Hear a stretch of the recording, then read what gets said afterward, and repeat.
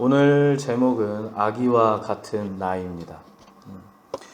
공동체에 대한 말씀을 넘어서서 성례에 대한 말씀을 나누고 있고, 지난주에는 그래서 세례를 했고, 그 세례와 더불어 성례 전에 빠질 수 없는 성찬을 오늘 나누려고 합니다. 여러분들 절기마다 성찬을 많이 하시죠?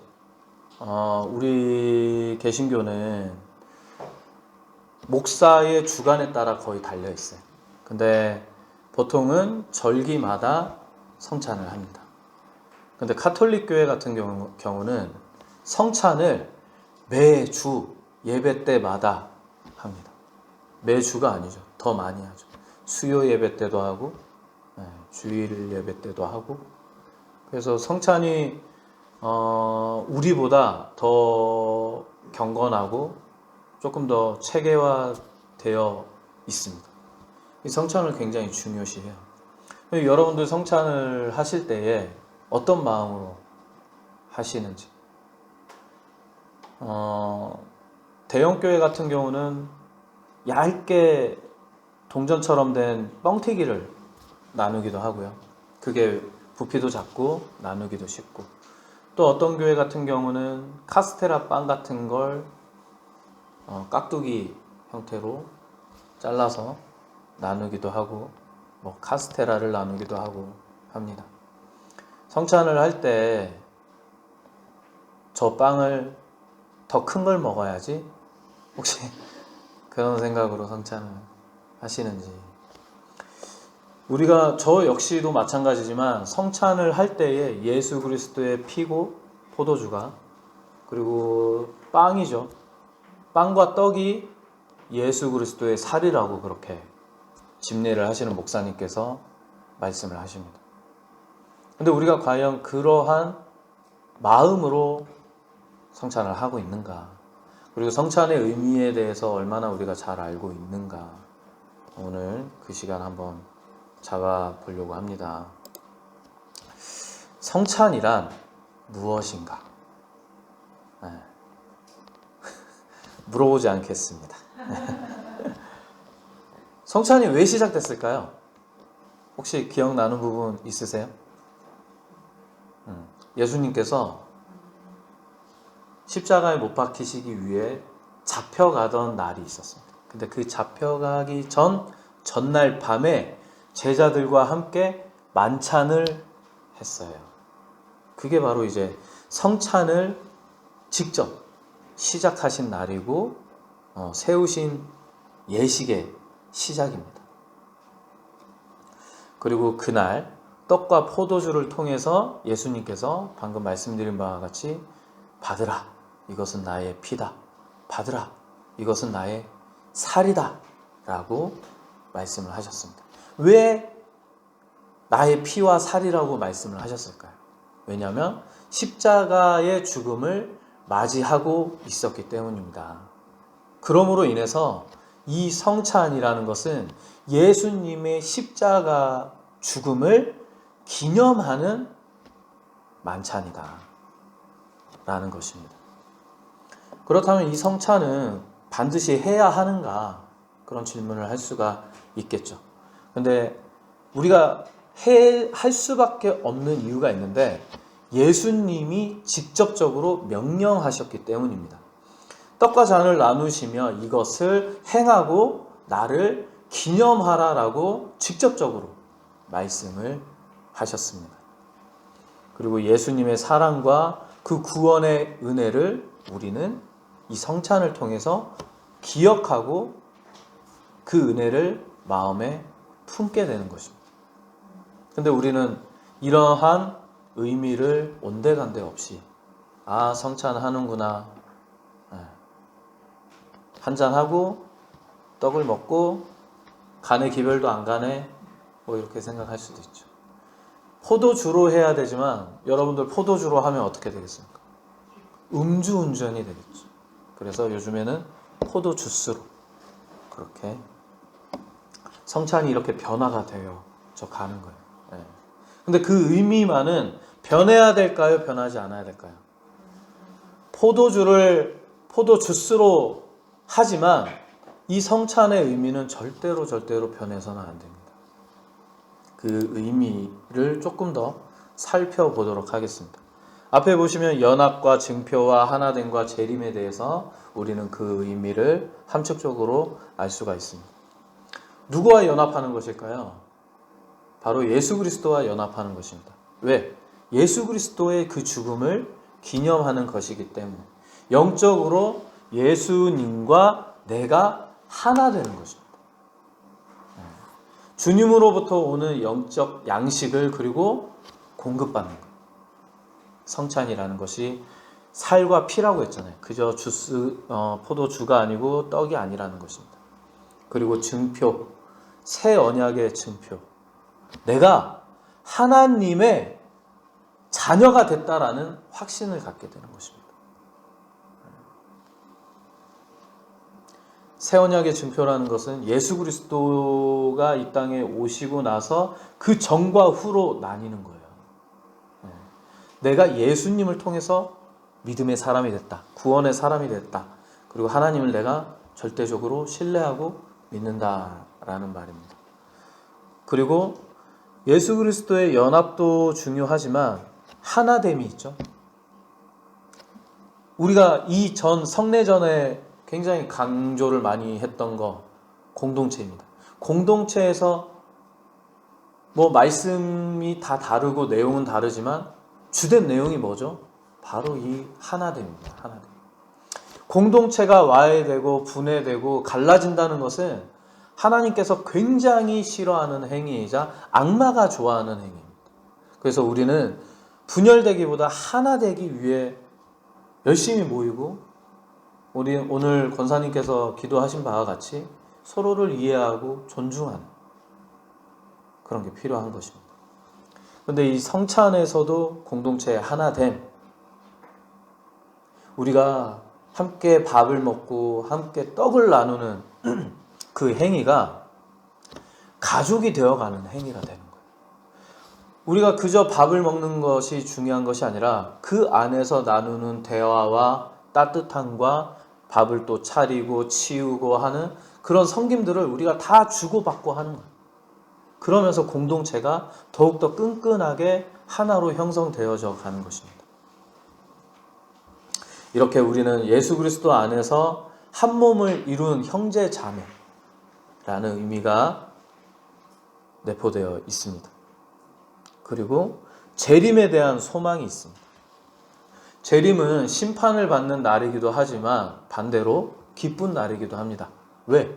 하나님을, 예수님을 직접적으로 우리가 만나고 또 이 악의 세상이 마무리되는 날이기 때문입니다. 그래서 우리는 그 재림이라는 말에 두려움을 빼고 영광스러운 그 날을 고대하고 소망한다라는 그러한 의미가 들어있는 것입니다. 왜? 예수님께서 십자가에 못 박히심으로 인해서 이 죄인이 죄사함을 받을 수 있는 그 불행의 날이 끊어졌기 때문이죠.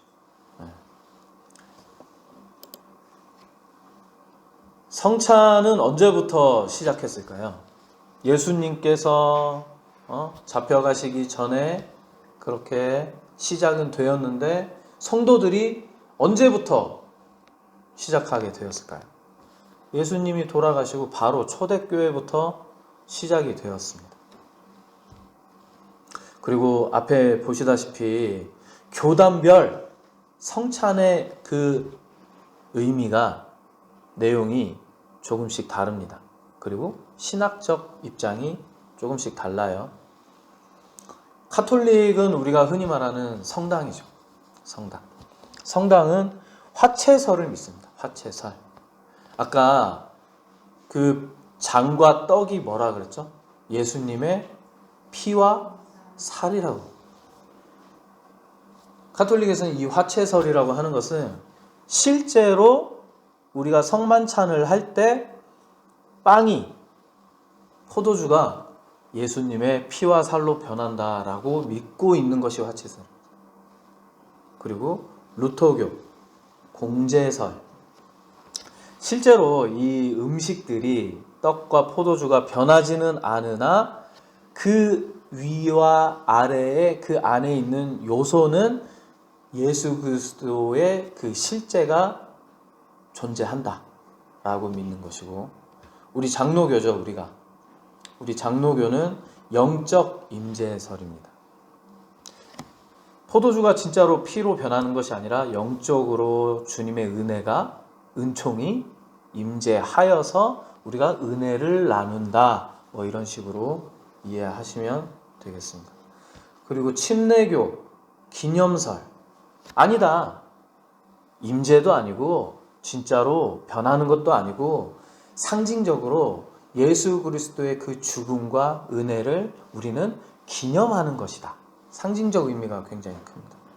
그리고 감리교, 성례적 임재라고 되어 있는데요, 우리 장로교와 영적 임재설하고 매우 흡사합니다. 근데 이들이 다른 것은, 감리교가 우리 통합 측보다 여성 목사 안수를 먼저 준 교단이거든요. 그러니까 그만큼 좀 열려 있어요. 원래 성찬은 세례 받은 사람만 성찬에 참여할 수가 있습니다. 근데 감리교 같은 경우는 열린 성찬이라고 해서 남녀노소 세례를 받았든지 안 받았든지 간에 모두가 성찬에 참여할 수 있다는 것입니다. 굉장히 좀 의미가 다르죠.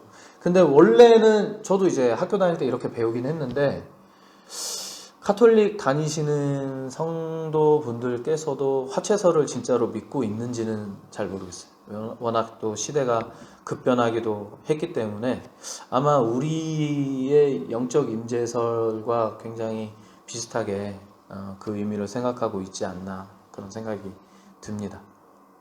이렇게 성찬에 대해서 그 의미와 뭐 또 어떻게 역사에 대해서 짧게나마 잠시 나누어 보았습니다. 근데 오늘 제목이 뭐죠? 제목이 아기와 같은 나이입니다. 제가 요즘 학교에서 또 어떤 분들하고 교제를 하고 대화도 하고 있는데, 저보다 40대 2명이 있어요. 여성분들. 근데 한 분은 결혼을 했고 아이를 원했지만 아이를 가지지 않은 여성분이고, 또 같은 40대이긴 하지만 결혼을 아예 하지 않은 40대가 있고. 근데 이 둘의 공통점이 뭔지 아십니까? 동안이라는 소리를 엄청 많이 들어요. 결혼을 안 해서 그런 걸 수도 있지만, 결혼을 했지만 아이가 없으신 분이 나이를 얘기하면 막 사람들이 깜짝 놀라니까 아이가 없어서 그런가 봐요, 그렇게 얘기를 해요. 근데 또 한 분은 30대인데 한 7개월 된 아이가 있어요. 근데 이제 그 분들하고 얘기를 하는 도중에 아이를 출산하고 나니까 몸이 뭐 붓기도 안 빠지고 뭐 불어나고 뭐 막 그런 얘기를 막 하세요. 저도 우리 와이프가 애를 낳고 팬더처럼 여기 이렇게 그걸 된 거를 얘기를 했죠. 그러니까 사람 몸이 한 생명을 잉태하고 낳기까지 내 모든 많은 에너지가 그 생명한테 간다는 거예요. 우리 김보라 사모도 이 눈에 그 뭐라고 해야 되나? 그게 김인가요? 그게 생겼을 때 우리 저희 사촌 그 이모님이 계시는데, 사촌이 아니죠, 처갓집, 보고 막 펑펑 울었어요. 근데 이 비단 뭐 의학적으로 뭐 판명, 저는 아무것도 모릅니다. 근데 이제 보니까 아이를 낳는 일이 쉬운 일이 아니에요. 신체적 변화가 일어나고 좋게 변화가 일어나는, 우리가 시각적으로 좋게 일어나는 변화는 아니죠. 여성분들이 인식할 때도 보통 여성분들이 그런 표현을 쓰잖아요. 아이를 출산하고 나서 몸이 망가졌다라는 표현을 씁니다. 근데 어떻게 보면 에너지를 많이 뺏기는 거, 또 뭐 그런 거 있지만 하나님께서 아이를 잘 키울 수 있는 몸으로 만들어 놓으신 것이기도 하다라는 것입니다. 우리가 인간적인 눈으로 시각적인 그것으로 인지했을 때는 여성의 몸이 아름답지 않아졌다, 망가졌다, 부었다 등등으로 표현을 하지만 우리가 성찬의 그 의미를 되새겨 봤듯이 성찬도 그것을 그냥 먹고 마시는 행위로서 끝나는 것이 아니듯이 이 출산 그리고 이 엄마의 의미는 너무나도 아름답다라는 것입니다. 그렇지 않습니까? 우리 이 선생님들하고 얘기할 때에 제가 한 말이 있어요. 뭐 늘 하는 얘기지만 아이는 아무나 낳을 수 있어요. 그렇지만 엄마는 아무나 될 수가 없어요. 아이를 낳고도 힘들어서 내팽개치고 도망가는 우리는 이해 못할 그런 분들도 존재합니다. 하지만 끝까지 내가 낳은 그 생명을 책임져야겠다. 내가 잘 키워야 되겠다. 나는 못 입고 못 먹고 하지만 내 아이만큼은 잘 입히고 싶고 잘 먹이고 싶은 게 어머니의 마음 아니겠습니까? 얼마 전에 2호선 상담가의 그 영상을 제가 찾아봤어요. 어떤 사례가 나오는데 정말 노부부예요. 노부부인데 평생을 맞고 살았고 욕을 먹고 살고 남편이 바람 피는 걸 수도 없이 경험했고 그런 노부부가 왔어요. 근데 자식들이 시집장가 갔음에도 불구하고 어머니로서 내 아내로서 존중하지 않고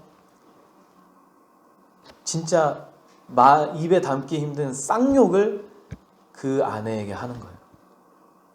그 아내가 남편의 외도를 목격을 하고 짐을 쌌다고 합니다. 짐을 쌌는데 옛날에는 여기 가까웠겠어요. 차도 잘 없었고 새벽 1시 첫 차 그 열차가 새벽 5시에 첫 차인데 새벽 1시부터 나와가지고 그 역까지 걸어 나와서 짐보따리를 싸들고 기다리고 있었다고 하더라고요. 근데 첫 애가 그때 3살이었는데 그게 눈에 밟혀가지고 3번을 왔다 갔다 했대. 그 새벽에. 근데 3번째 집에 들어갔을 때 자기가 다짐한 게 있다고 하더라고요. 아기가 눈에 밟혀가지고 3번째 딱 집에 들어갔는데 그 3살짜리 아기가 잠에서 깨서 엄마의 바지가랑이를 붙잡고 엄마 가지마 그랬다는 거예요. 그래서 그 아기를 안고 다짐했다고 합니다. 그래, 어떤 고난이 있더라도 어떤 힘듦이 있더라도 나 나가지 않을 거야. 나 버텨낼 거야. 나 이겨낼 거야. 누구 때문에? 그 자녀 때문에. 그 말을 나누는데도 저도 마음이 울컥하고 그 2호선 상담가도 막 울먹이시더라고요. 그 이야기를 이제 이 선생님들하고 했는데 아이를 가진 그 부모가 막 눈물을 막 흘리시더라고요. 너무 마음이 아프다. 마찬가지인 것 같습니다. 교회도 아무나 교회 나올 수 있죠. 아무나 나 믿는다라고 말할 수 있죠. 근데 하나님 보시기에 진정한 신자 되는 거 어렵습니다. 성찬, 세례, 말씀, 기도, 섬김, 용서, 그리고 우리가 가장 추구해야 되는 사랑. 우리는 예수 그리스도 교회에서 예수 그리스도의 피와 살을 먹고 사는 아기와 같은 존재입니다. 그리고 우리가 기도를 하면서 또 성장하면서 그것을 우리가 간구의 기도를 하기도 마찬가지죠. 미안해서 먹지 않는 것이 아니라 영적 아기와 같은 사람이기에 우리가 육적인 아기로 보지 말아야 됩니다. 우리는 늘 영적 아기예요. 그래서 반드시 예수 그리스도께서 주시는 그 영양분을 반드시 먹고 취해야만 내 영혼이 살아갈 수가 있습니다. 아기는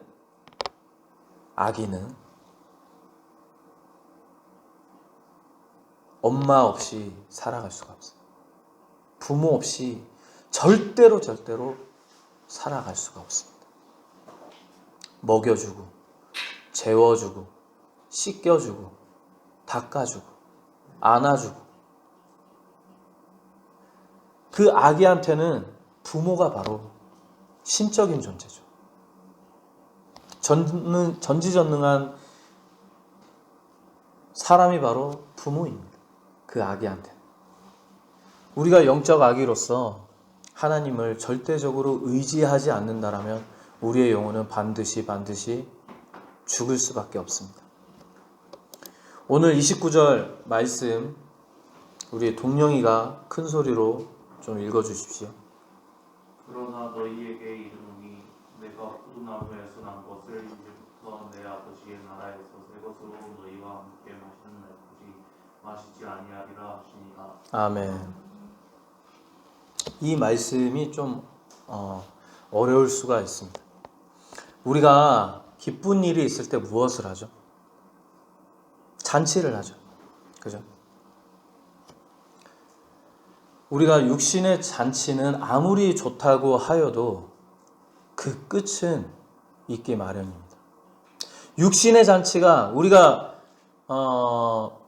이 세상에서 아무리 잘 살고 떵떵거리고 잘 살고 행복하게 잘 살고 하더라도 누구나 다 죽음을 피해갈 수는 없습니다. 즉, 이 말이 뭐냐면 한계가 존재하는 잔치일 뿐이라는 거예요. 이 땅에서는. 근데 하나님 나라에서 그 잔치는 완성된 잔치로서 예수님과 함께하는 그런 잔치가 된다는 것입니다. 예수님께서는 그 피의 잔 그리고 본인의 살, 이 땅에서의 그 만찬이 여기서는 끝을 맺지만 마무리를 맺지만 이제는 더 이상 이곳에서 만찬을 즐기는 것이 아니라 아버지의 나라에서 새 것으로 너희와 함께 신자와 함께 동령이와 함께 그 맛있는 날까지 기다리겠다라는 말이에요. 영원한 하나님 나라에서 진정한 잔치를 열겠다라는 말입니다. 예수님께서는 이처럼 우리를 기다리고 계십니다. 우리가 기념하는 성찬을 통해 그 의미를 되새기고 또 주님 주시는 은혜와 사랑과 그 피와 살로 여겨서 내 아이를 잉태하고 사랑으로 키우듯이 우리가 세상에 나아가서도 나만 생각하는 것이 아니라 주님을 닮은 그 마음으로 영혼을 잉태하는 사람이 되어 하늘잔치에 참여하는 저와 여러분들 되시길 간절히 소망합니다.